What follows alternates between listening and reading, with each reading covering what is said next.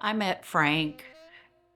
He had been in our program for a year by the time that I met him. You just knew in his soul that he had been a wonderful, wonderful man.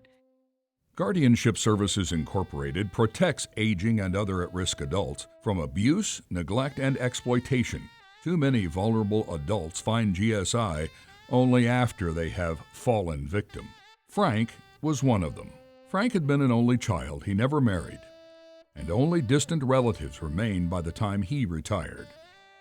He was alone in the world, and that kind of isolation is dangerous. We can't be sure when dementia became a fact of Frank's life. A waitress at the restaurant Frank visited daily did see how vulnerable he had become.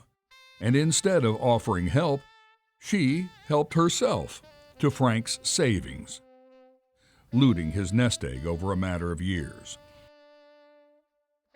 At his local bank, this specific location had popcorn, and Frank would come in and eat and eat and eat. And so one of the bankers knew that he was not getting proper nutrition and estimates that he lost about 30 pounds in 1 month.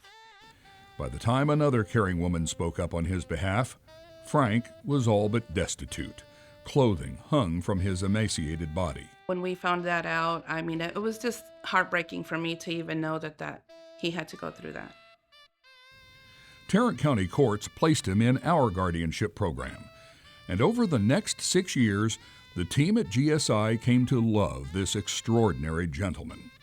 Today, we are grateful for the happiness a caring community gave Frank in his final years. He died in 2021 at age 90. But his story does not end there.